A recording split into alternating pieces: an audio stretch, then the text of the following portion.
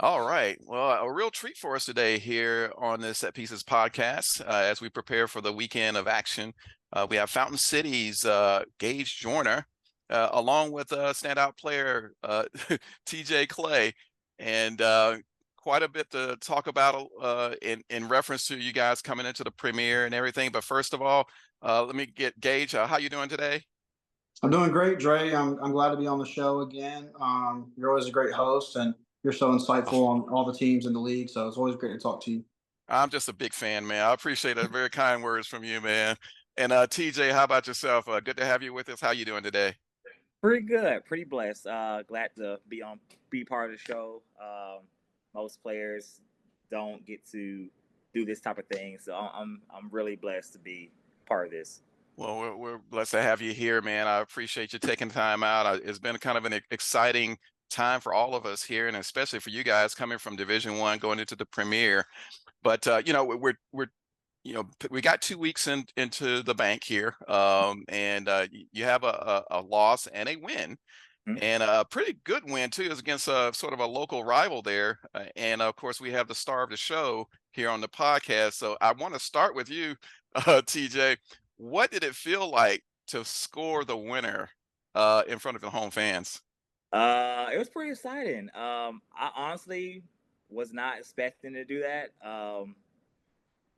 It was. I'm just being real with you because my goal when I was dribbling, my goal was to cross it in, but I realized the keeper was out, and I just hit it, and it just went in. So, uh, it was really nice. It was really Yeah, nice. yeah. And that's the thing too. You say the opportunity comes up, you take the shot. You don't score any goals that you don't try to Right, shoot, right? So right, you right. have to hit it and go for it, and it falls for you just right, and it turns out to be the difference in the game. And so, Gage, when you're approaching this game, we talked a little bit offline about the first game against North Georgia, and how that was a tough opening start. You were ahead in that game, and Mhm. then North Georgia, they just they've come in with a mission, and maybe they got the best of you on that day. So in preparation to this game against a rival, basically UMA, how Mhm. was the preparation and how was the confidence going into that second game? Dre, I think it was just kind of about the mentality. I told the guys, we really wanted to win on the road that first game. It's always tough driving 3 hours and playing. That's not an excuse, but that takes a toll on players. Last season we came in, our first game was not a win last season, and I think that kind of catapulted us on to to do better throughout the season. And as you know, we went on to go undefeated regular season. The second week, with UMA, there's a lot of history between us and UMA, friendlies and things like that. And so I told those guys, like, let's use that first game as motivation. Let's keep pushing. And I told them, that game with UMA was a lot more than just the 3 points, is what I told the team. And I think they came out ready to play, and we performed well. So, Hmm. Okay, great. Yeah, and you got that result, the result to really catapult you on to this next challenge, I would say. mhm. And so you do have a pretty good challenge coming up on the weekends against Dalton United, always one of the powerhouses of the division. And so, TJ, when you're faced with a game like this, a top tier game, are you motivated because of the opponent that you're going up against? You're going away to their fortress, one of the, always going to be one of the top one or two or three teams in the division. How does Right. that make you feel, and how does that help you prepare for that match? Pretty focused. We know they're a good opponent. We also just don't want to. We want to play our game. So as motivated as we are, we also just don't want to be too motivated to where we're not playing our game. We should just Mhm. go in and just play our game and just let the game just flow. I think the first game we played against North Georgia, we were probably a little bit too motivated and we didn't really play our game. When we played the second game, we played our game and then we got the result. So we want to stay motivated, but we also want to stay focused, of course, and we want to just make sure we just play our game and try not to overdo it or anything like that. So just playing our game really. Yeah, yeah, and I think that's a good way to look at it too. When you when you're approaching any type of opponent, I'm sure there's the tendency to think about, okay, well, we got to watch out how they play. But if you Right. go in with the confidence that, hey, they're going to have to watch out for how we play, Hmm. then you can go toe to toe with them and maybe even get a result. So like taking that shot against UMA is like, you got to take the shot, Correct. and Correct. go for it, and be offensive, and so that's great for the fans and everything. So Gage, I mean, with the way that, you've had two different types of results the first two games. Do you find that though you're as an organization, not just results, but as an organization, are you reaching your goals? I think for the club that you want to reach in setting up this team to go into the future. Yeah, Dre. I think our goals are still the same as they've been in Division One. I think us being in the Premier Division is where we should be. Just how we run the club, the fan support that we've got. I think it's a great fit, and I think it's been great for us to get moved up. Organizationally, and just overall, the club has been great. Just still, our goal is to give local guys opportunities. We train, and then being able to give the local guys, a platform to showcase their ability. Now being in the Premier Division is great because even the away games are recorded. You guys kind of put the Premier Division on a pedestal, and there's a lot more focus on the Premier Division, which is great because it puts a lot more eyes on our team. So really, we're running the same as we did last season. So there's really no new surprises. So yeah, it's been good. Great, great, great. Yeah, and that's the thing you mentioned about what we do at ASMG. We're trying to promote, we're trying to grow so we can even cover more, like even Division One. Everything is Mhm. emerging talent, and I think sometimes this is an omitted part of the attention that should be focused on when it comes to the game. Because the developmental stage is very important. And we see without that, you get kind of the results we're seeing, like with the U.S. men's national team of late. Yeah. And so you got to give a little bit more attention to, and that's why we're doing what we're doing. I'm really excited to. I think this is really the first time that we're featuring you in a broadcast match. I think, I if I'm think not so. mistaken. Yeah.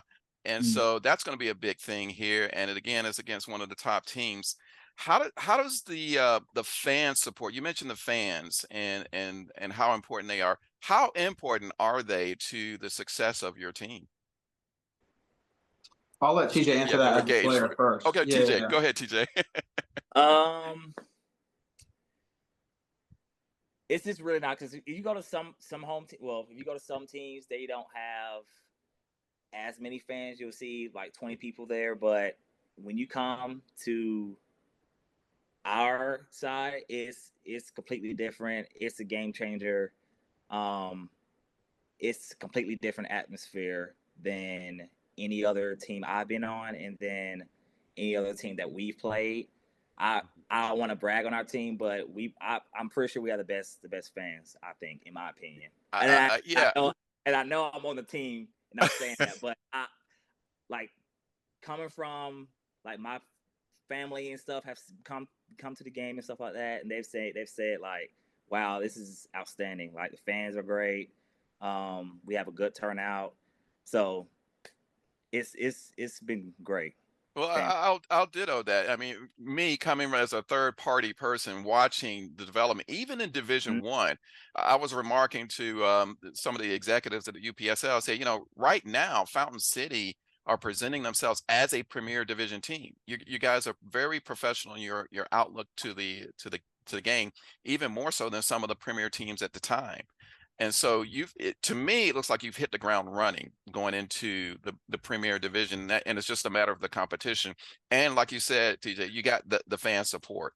I mean, and that's the foundation for any success of a team. So I do see that. I mean, you don't have to be a homer or anything to realize that on that. But Yeah. what are your thoughts on that, Gage? The fans and how important they are? Yeah. It's amazing, Dre, and I love coming out to the stadium and seeing people come out there to have a good time. That's always our goal is, as a team was just to provide the opportunity for the players, but then provide something for the people in the community to go to as well. We try to make our games as cheap as possible. Usually tickets are around $5. Hmm. And I think it's well worth it for the experience. Our team is pretty well ran. The stadiums are beautiful. We usually have food trucks. Sometimes we have icy trucks that come out and things like that. So, and I think it makes a big difference for the players as well. You know, some away games we go to and the home team, I don't know. I don't want to say anything bad, but it's the atmosphere is not there. Yeah. When you come to a Fountain City game in Columbus, I think a lot of the fans are there and they're cheering on the players. You can hear a lot of the times in the live streams. When we score, you can hear the screams and the cheers. And so it's awesome. It's awesome. After the games, the fans stay. The players run over to the stands and say thank you. Because the players are thankful as well for it. So it's great. Yeah, and really, Gage and TJ, I think that's one of the things I most appreciate outside of the competitive nature that you guys bring to the game, what you do on the pitch.